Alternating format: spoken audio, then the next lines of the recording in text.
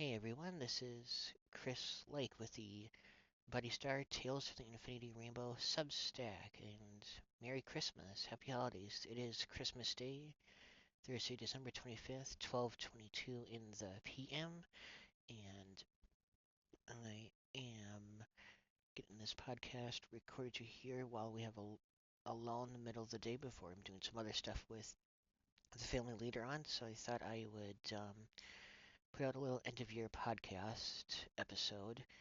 I'd I had been doing a podcast way earlier in the year when I started this Substack back in the spring, um, but then I chose to go away from it to focus on fiction writing and to kind of revamp things around here on the Buddy Star Substack.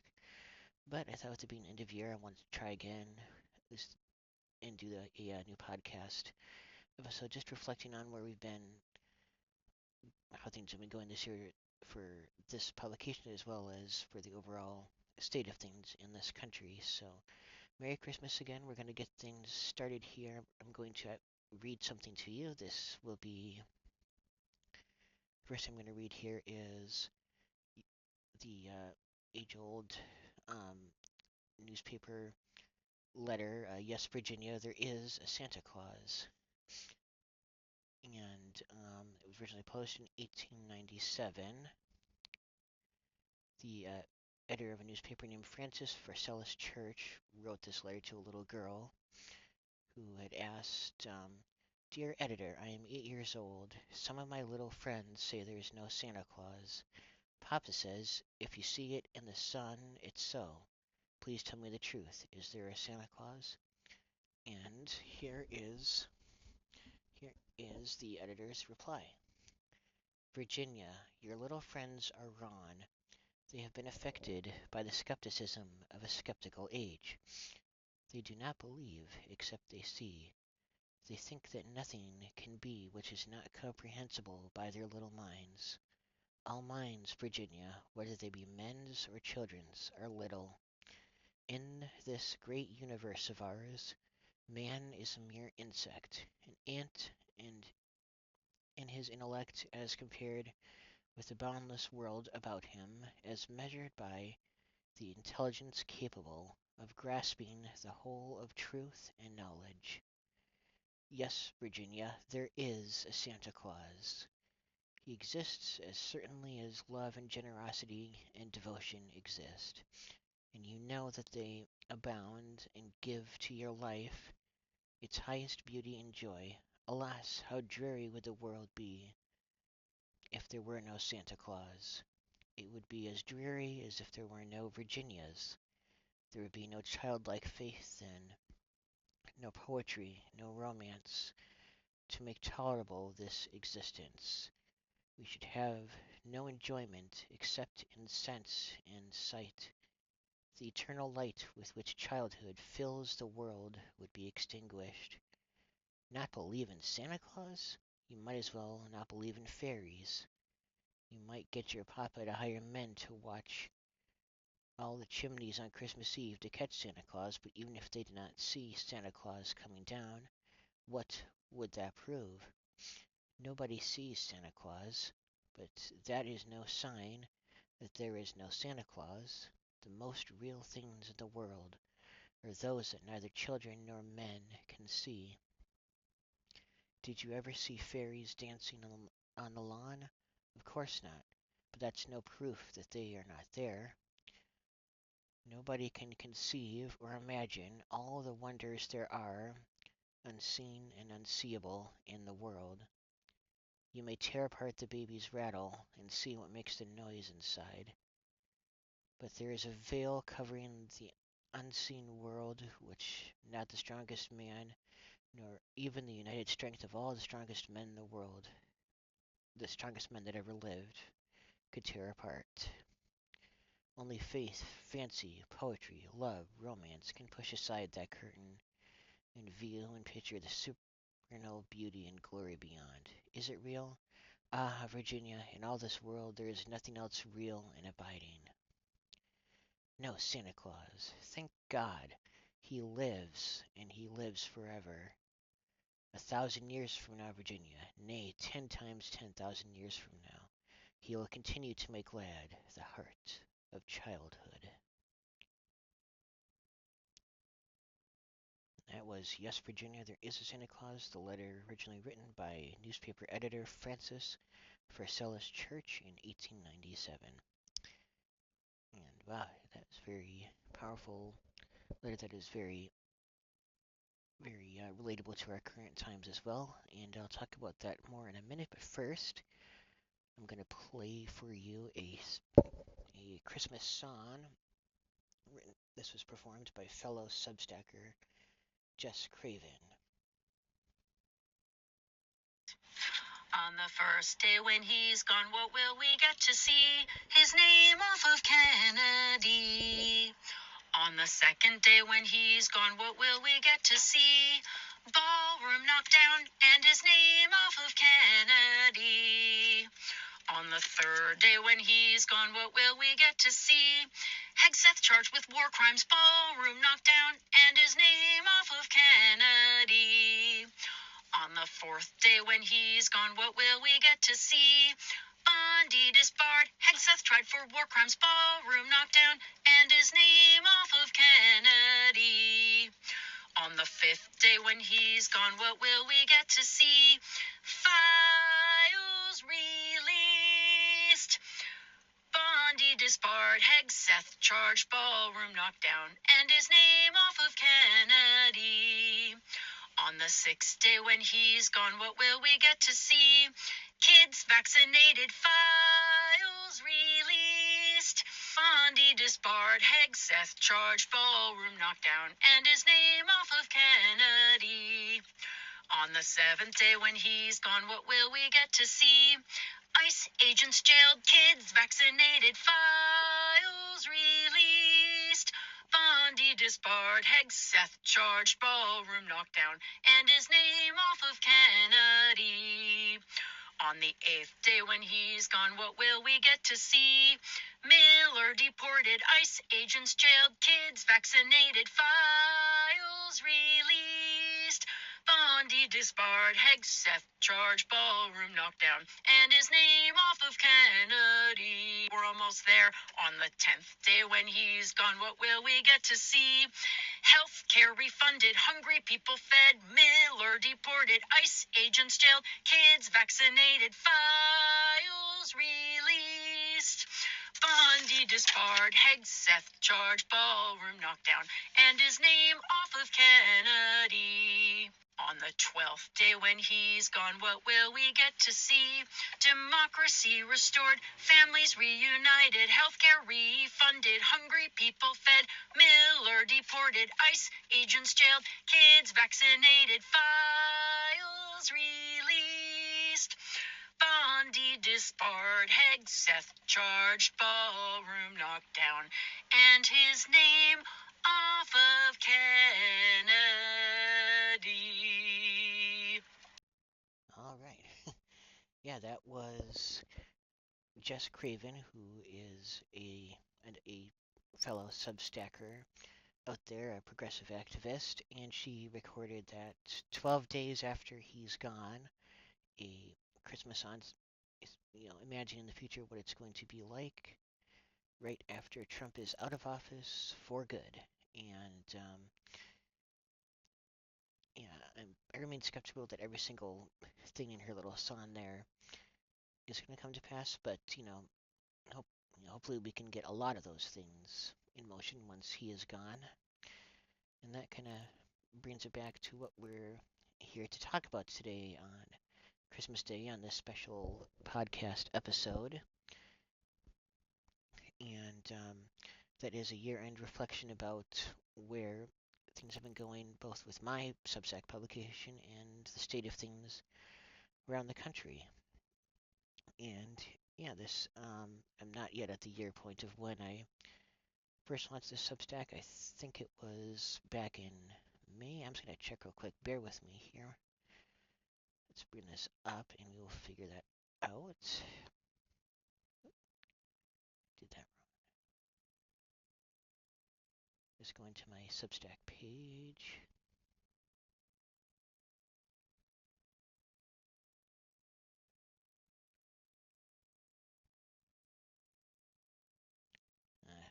looks like the cache cleared. I'm not signed in anymore. I'm not going to waste time on here doing that with you guys. But yeah, I think it was around March or April of this year is when I started this Substack publishing venture. At the time, I called it, the newsletter was called Stand for the Rainbow. And I was mostly publishing about different pieces about political things. Not too dissimilar from some of the stuff that's coming out now, but and I also did a weekly, as I mentioned earlier, a weekly podcast episode, Saturday Night Reflections.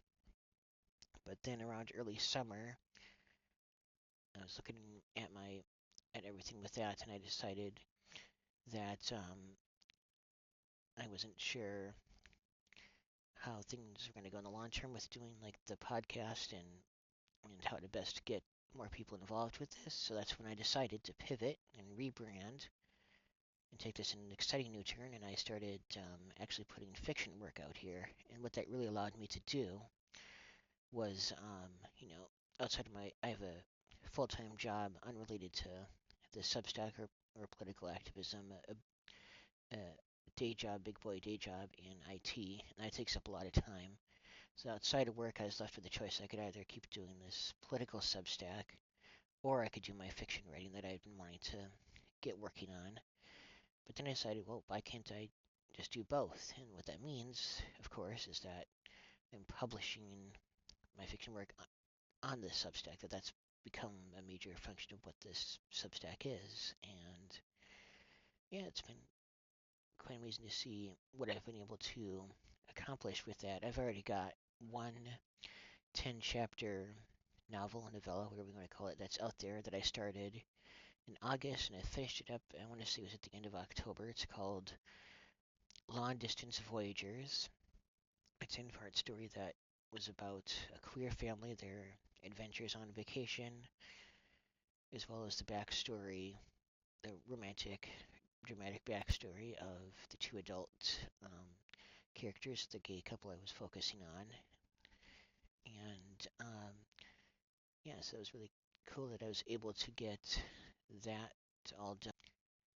With that story, I really wanted to focus on trying to get across the hardships that LGBTQ people can face, as well as showcasing, you know, the best parts of being LGBTQ. The amount of love that we can have, and how we care for each other. And so I highly recommend you check that out. If you go to my main Substack page, buddystart@substack.com, I pinned to the top a article that says Inclusive Fiction Collections, I think it's called. And if you go into that, I've got links in there to article pages for each of my fiction stories. And so I've got one there for Long Distance Voyagers. And if you click that, you can then have all in a row links to every chapter of that story.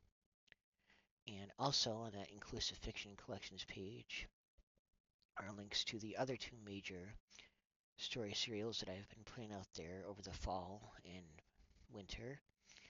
One of which is Light Keepers. That is my Saturday publishing story that I started back in September, I think, and I've got 8 chapters of that done. That constitutes volume 1. I'm going to start volume 2 in January now that the holidays are getting wrapped up here. Yeah, Light Keepers, that is my ode to Saturday morning cartoons, to the Goonies, Stranger Things, that kind of story, and I wanted to bring that kind of story to the kinds of characters that we don't see in those stories often enough, like LGBTQ characters and kids of color, and excuse me. And so I wanted to be. That's just that when I first started writing 10 years ago, I first started to do serious, fiction writing just as a hobby, and so this is the culmination of what I started way back then, many drafts ago. The thing I first came up with is very, very different from what you're seeing out there now.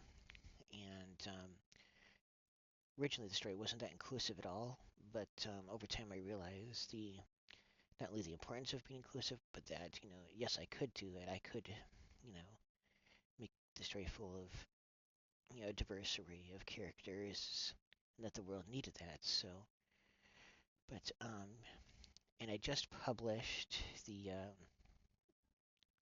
I just published about almost 2 hours ago now, the second part of a two-part holiday special for Lightkeepers dropped this morning at 11 a.m. The first part dropped last night on Christmas Eve at 5 p.m. That would be a cool thing to split it up like that and have the first part actually going into Christmas Eve and then the second part today. With that Christmas story, I really wrote that as, something that I thought kids who are around right now could relate to as they're trying to celebrate the holiday while all this horrible stuff is going on in the world. And so it's just a cool little story about kids fighting back against an evil, bigoted force on Christmas Eve, and how the power of joy is more powerful than anything. And yes, I highly recommend you check that out, as well as the other um, chapters I've put out so far for Lightkeepers. It's a story that it's sort of like a Goonies themed story. So it's part treasure hunt, it's part superhero origin story. It's got romance in it, coming of age. Um, and so I highly recommend you guys check that out if you're into any of those, Goonies or Stranger Things, E.T. like coming of age stories. That's the kind of vein that I tried to write that in was, like an Amblin style coming of age story. Because we need more of those too. We don't see so much of that anymore. We had a bunch of them in the 80s, and then these days we do have Stranger Things, which is wrapping up. New episodes drop tonight. Actually, that's going to be something.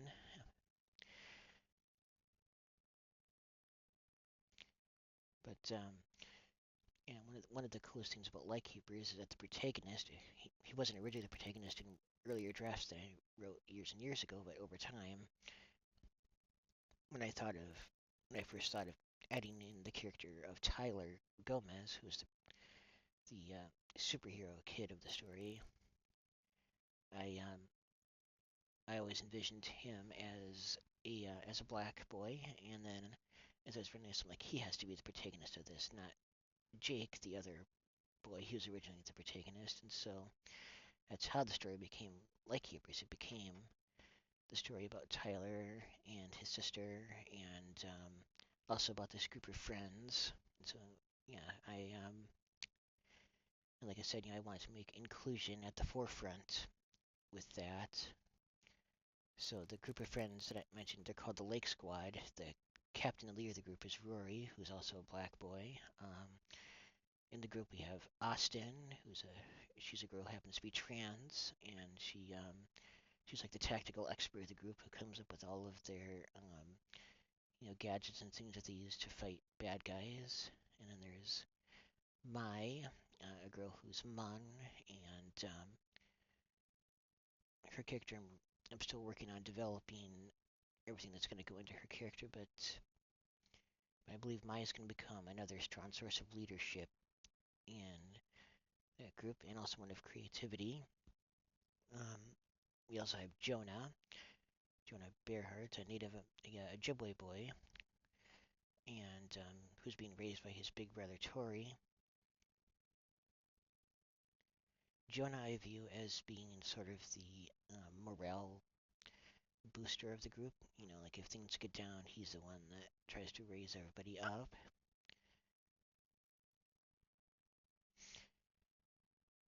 And then there's Jake Lewis, who's the boy that finds the main character Tyler and his sister orphaned in a lighthouse and takes them in with his family. And Jake is, in addition to having magical powers, he's also part of the. He's probably one of the. He has the. He's the big heart of the group, I would say. He always stands up for what is right. And that's kind of a rundown of most of the main characters. Yeah, of course, and there's Tyler himself, like I mentioned. Tyler is a young boy who his parents are killed at the beginning of the story, and he and his sister become stranded in this lighthouse on their own. They're there for a few months before they're eventually discovered and taken in by Jake. And so with Tyler's character, he's very compassionate and he's everything you want to hear. He's flawed, he's funny, he's always wanting to do the right thing. And the most important thing that he and any of these characters I mentioned show is, they show it to all of us, especially those who are a marginalized person in one way or another, that you do have power, that there's a joy and a magic that we each have that no one can take from you. So I highly recommend you check out my Lightkeeper series.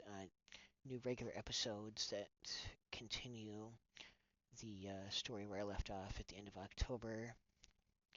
New chapters of that will begin dropping on Saturdays coming up in January. But for now, there's several holiday specials I put out there. The Christmas holiday special just dropped last night and this morning. Both parts are out now. I also have Halloween and Thanksgiving specials already out there, and a New Year's special drops next Wednesday night at 5 p.m. Central. And then the other major fiction story that I've been doing ever since Long Distance Voyagers finished up was Kenny Phenom.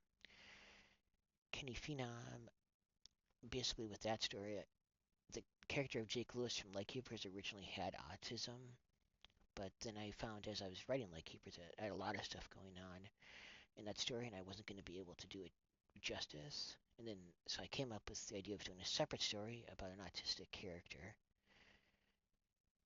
And once I did that, I realized, well, I can't just do that and Jake also have autism at the same time because I'd be telling the same story twice.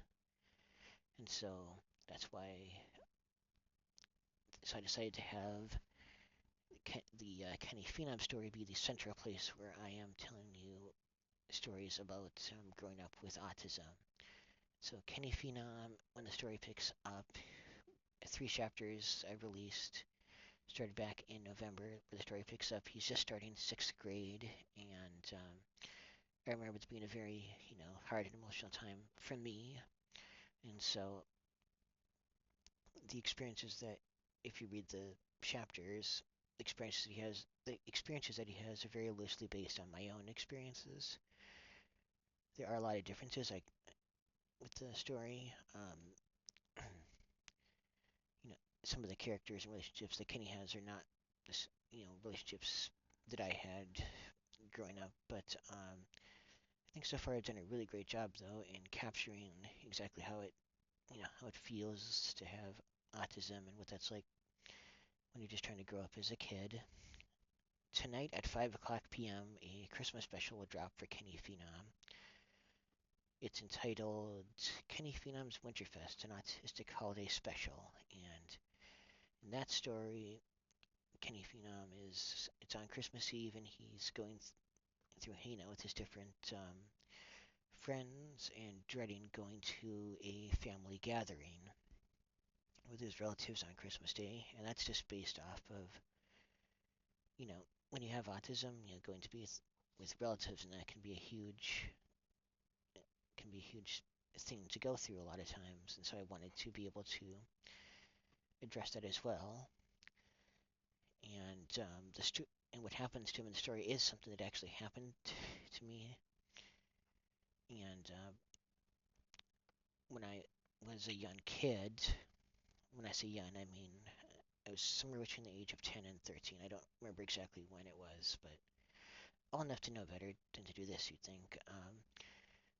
My, we have one of our cousins who, most of our most of our cousins are either super older than my sister and I or a lot younger than us. And so one of our cousins who was about the age I am now, probably when I was a kid, I can't remember what she got my sister, but she got me a Superman shaving kit. A toy thing that is probably like for toddlers or 5-year-olds, but she gave it to me. preteen, and I'm like, what in the heck is this? And I back then I was not that great at controlling my emotions, and so I threw this huge fit, and it was and I don't remember every single thing that happened with it at this point, but all these years later, I do feel pretty terrible about that, even though that was a pretty terrible gift as well. But I think in the story that I wrote, the Kenny Phenom Christmas special that comes out tonight, I think I did a really great job of just addressing, you know, that sometimes it happens that if you have autism, that you might have, you know, that you might get really, you might get really upset at times, and but that no matter what, that people are there to help you through it, and I think that's a very powerful thing that I was able to convey. And so, yeah, to sum all of that up, go and check out tonight my Christmas special for Kenny Phenom, as well as the 3 chapters I released of the main, the regular storyline of Kenny Phenom, and that is my inclusive fiction series about growing up with autism. New chapters of that are going to be released on Tuesdays in January coming up here. So check that out, as well as the Lightkeeper series, which again will be dropping new chapters on Saturdays in January. My inclusive Goonies coming of age story serial. And there's a really neat 2-part holiday Christmas special that is out for Lightkeepers right now too, so I highly recommend you check that out. Alright, thanks for listening to that long-winded rundown of my fiction work. I'm really proud that I've gotten so many stories out there already just in this year, and I've seen some, it's up and down, but I've seen some steady increase in viewership of those articles, and so that's been encouraging to see. I highly recommend that you check those out, and also if you're listening to this, if you haven't already, subscribe to this newsletter. There's free and paid subscriptions. You know, if you have the money, I would highly appreciate any help you could give in that regard to help further this newsletter along. It would also help out my family a lot as well. And and so let's go ahead and we'll move on here to just reflecting on the state of things around the country. Obviously, this was a hell of a year from hell, and um,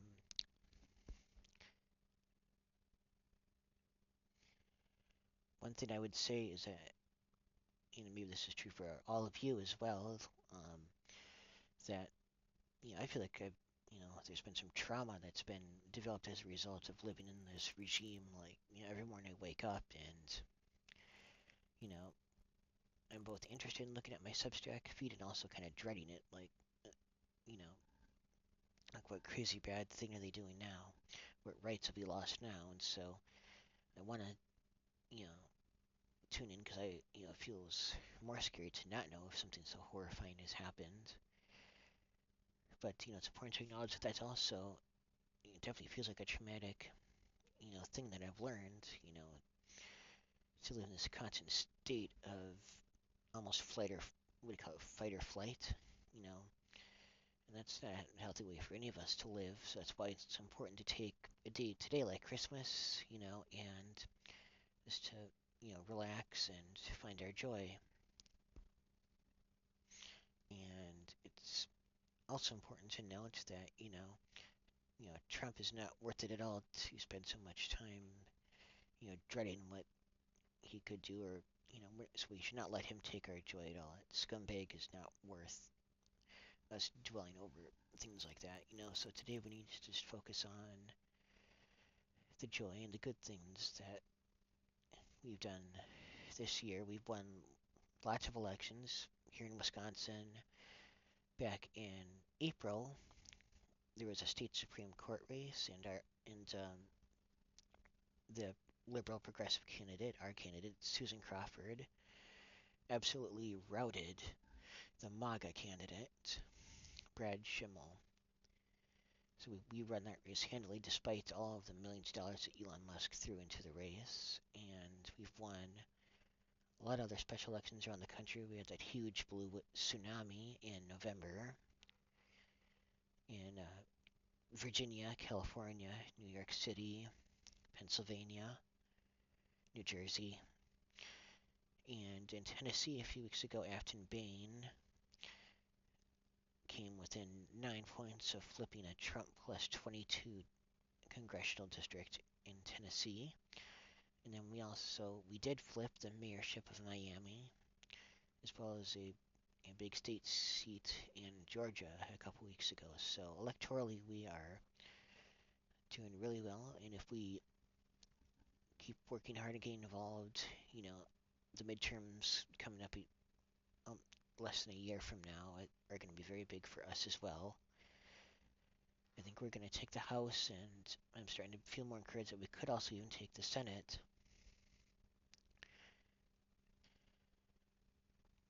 So the big thing to remember is that we can't give up.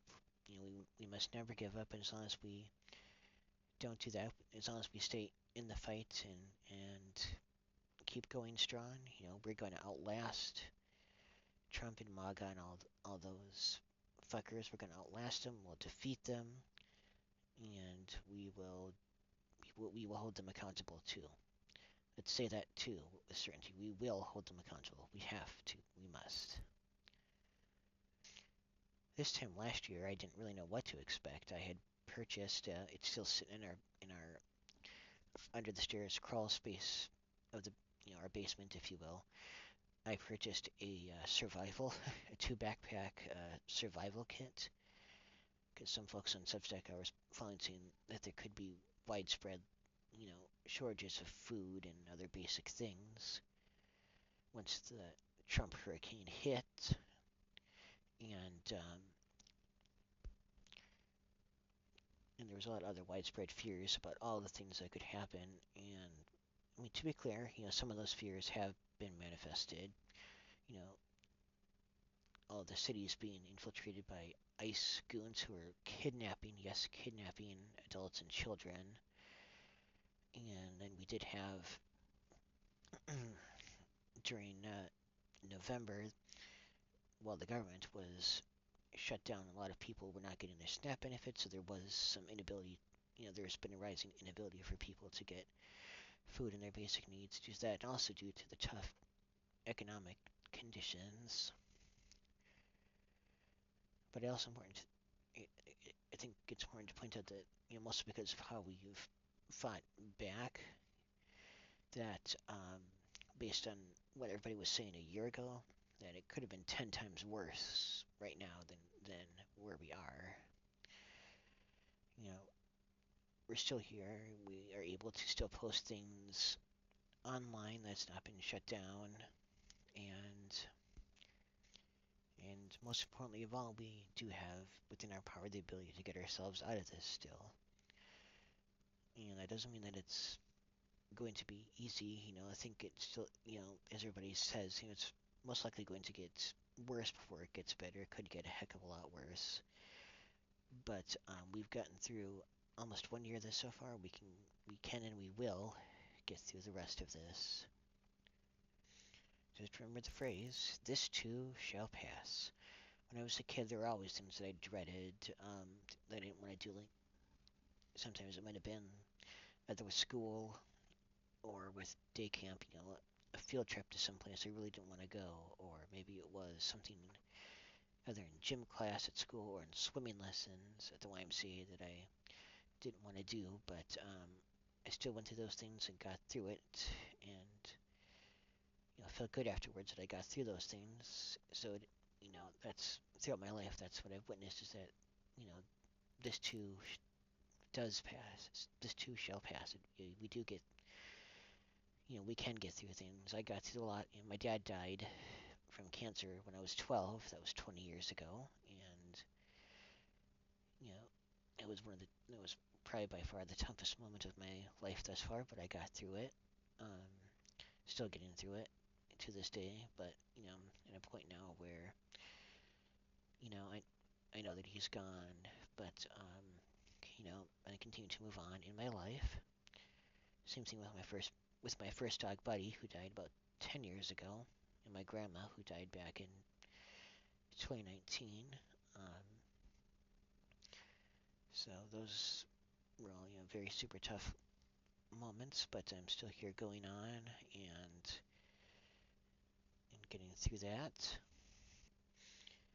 And with end of year coming up next week, another Substacker I follow, I referenced her work at mine several times now. Danielle Moody, she's really good, and the past couple of weeks in her live chat, she's posed the question, why do we celebrate the new year when we do?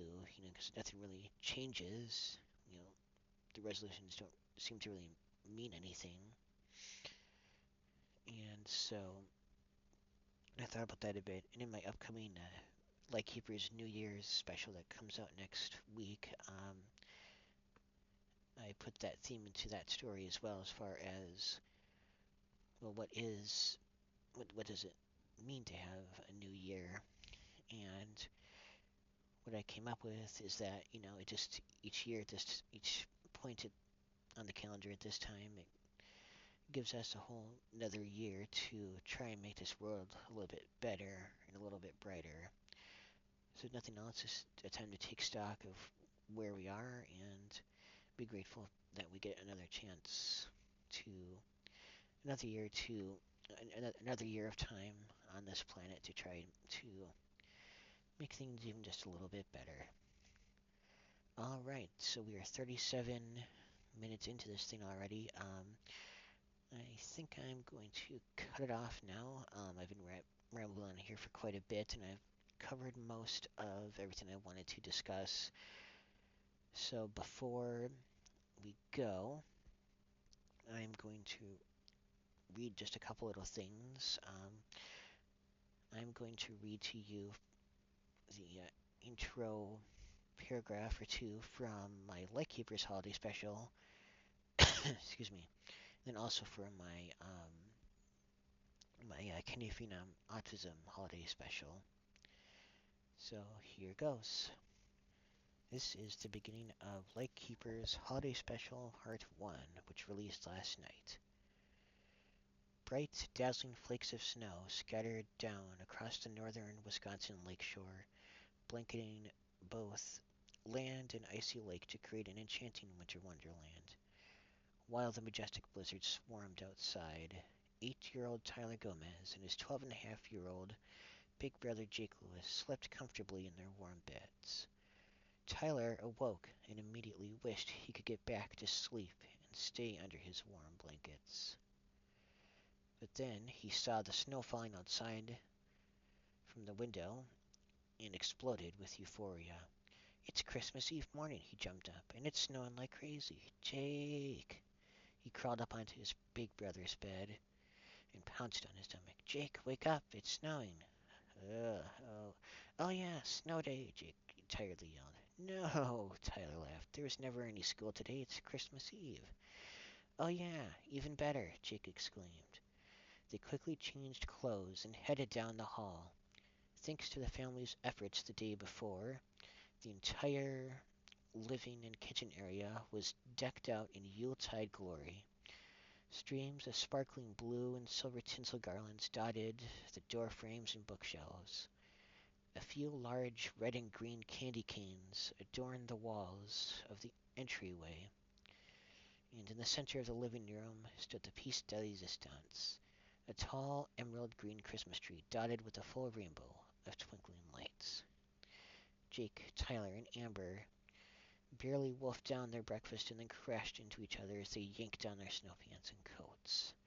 Watch it, Tyler hissed as he fell when trying to get to his boots. You watch it, Jake shot back as he almost ripped out of his snow pants. Give me back my glove, Amber cried. Out into the sub-zero terrain of the backyard they marched, along with Riley, their Australian shepherd dog. while more icy drops pelted down from the heavens. Tyler tumbled onto the ground and sighed happily, stretching his arms and legs back and forth to make a snow angel. Riley got down beside him and rolled around carelessly. She bumped into him, and Tyler began rolling down the hill in a hysterical laugh with her chasing her. Meanwhile, Jake was beginning to roll up a large bundle of snow while moving on his knees. "This is how you start a snowman," he taught Amber. "How do you get it taller?" she asked. "You gotta lift other large boulders of snow on top," he exclaimed. Soon, they were putting the finishing touches on a 5-foot-tall, 3-layer snowman. Jake put an old black plastic bucket from the garage atop its head and helped Amber place pieces of charcoal on the face to make it eyes and a smile. "Really push it in," he said. "I don't want these to fall out where Riley could find them." "Maybe we should have done this out front," Tyler mused as he stuck branches on either side of the middle layer to function as arms. He added a carrot to the center of the face, and it was done. "What should we call him?" Amber wondered. "Doesn't matter," Jake shrugged. "When it warms up, it's gonna melt." "Oh man," she sighed.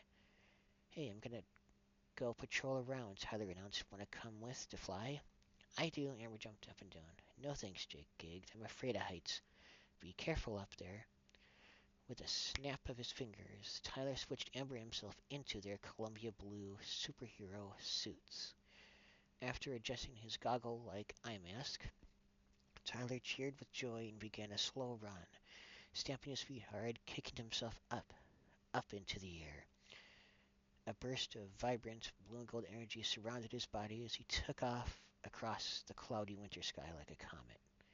Amber soared up right after. "Woohoo!" they screamed out.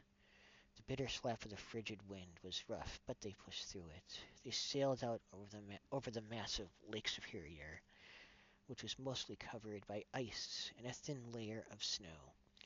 They breezed by the frozen beaches and then rocketed up high towards the stratosphere. Through the heavy clouds produced in the snow they drifted.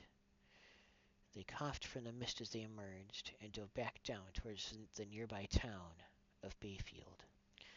Out on the ice, a small but sharp Madeline Island ferry named the Island Queen was busy cutting through the ice to get people across the channel. They waved at the surprised captain and passengers as they circled back around towards home. As they glanced up, Tyler and Amber gasped. Colossal ripples of teal light danced along the heavens. Shivers ran down their spines as they felt the big north wind howling out the echo of 1,000 wonders. "The northern lights don't happen in the daylight." Tyler rubbed his eyes in disbelief. "Maybe it's Christmas magic." Amber smiled. To hear the rest of the story, go to buddystar.substack.com and check out the Lightkeepers Holiday Special, parts 1 and 2. That's available right now. And next I'm going to read to you the beginning of my other fiction story that comes out tonight at 5 p.m. As I already mentioned, this will be the Kenny Phenom Autistic Holiday Special. So let me bring that up here.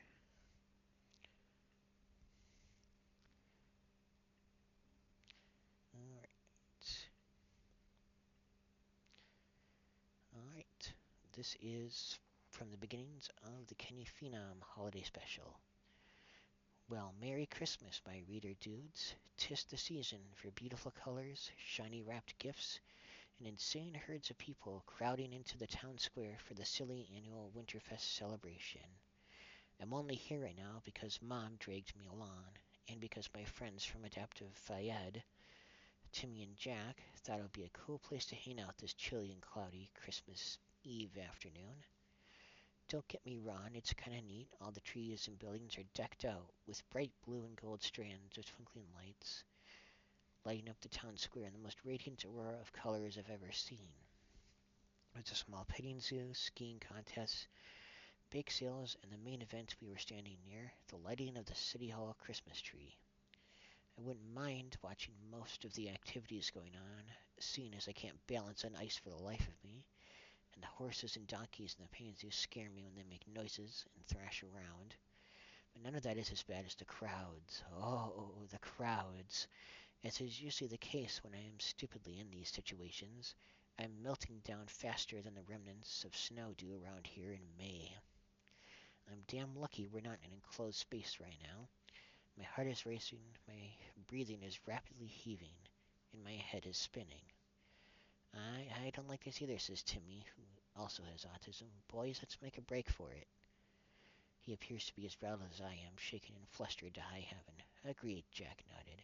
The three of us walk away from the large tree lighting ceremony we were at and seek refuge across the street inside of a pharmacy store.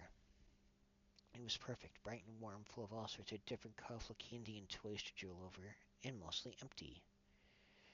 In the toy aisle at the back, Jack, si- Jack sits down on the seat of his walker while Timmy and I hit the floor. We each hold up boxes of action figures that we wish we could have, but can't since we got no money. Mine is Boba Fett from Star Wars, Timmy's is Optimus Prime from Transformers, and Jack's is Batman. An instrumental version of "O Come All Ye Faithful" plays in the loudspeaker above. The holidays always suck, I sigh as we pretend to play fight with the toys. Tomorrow is Christmas, and Mom is taking Miguel and I all the way to Eden Prairie, Minnesota, to my aunt's house. Side note, Miguel is Kenny's adopted brother. All the relatives will be there, and they'll dump all these critical questions on me. Like what? Timmy wonders. Well, they'll ask if I lost weight, I wince, or if I have a girlfriend. Oh, I guess I can finally say yes to that. They'll ask how I'm doing in school. Grandma will want a 10-paragraph essay's worth of details about things, and it's more than just a question, it's just awkward. I get you, Timmy nods. I have the same problem talking to, well, anyone, except you dudes. Families can be crazy, Jack sighs, and their houses aren't walker accessible. Stairs are fun. I may have told you before, reader dude, but when you have autism, your brain and your mouth are disconnected most of the time when it comes to speaking. I have all the feels that any neurotypical person would, to be sure, but I suck most of the time at stringing the words together. Case in point, a store worker comes by right now. She's a middle-aged lady with short gray hair and a creepy smile. We're fine, I manage to get out when she asks how we are. There, I just climbed Mount Everest. Where's the Tylenol? You may wonder why it's different when it's someone close like Jack and Timmy or Maddie, Miguel, or my mom. All I can say is the more time I have to bond with you, and only if we really click, the more comfortable I feel to let loose. But that is as hard to build as it is rare. And to hear the rest of that story, tune in to buddystar.substack.com tonight at 5 p.m. And that is when that Christmas special will drop. All right. Thanks again for tuning in today, everyone. I hope you're having a fun, memorable, and safe holiday. And I also wish you a happy new year. And let's go ahead. We'll do a quick toast here. So if you have a glass or something, hold it up. Here's to all of you, my readers. Thanks for continuing to come to this Substack, and thanks for supporting my work. Here's to all of us as we're fighting to make against all of the hate and trying to make the world better. And here's to defeating Trump and his MAGA cult once and for all. We're going to get through this. We're going to tell more stories, and we're going to use the power of our joy. So Merry Christmas, Happy Holidays, Happy New Year. We'll talk to you guys later. Thanks. Bye.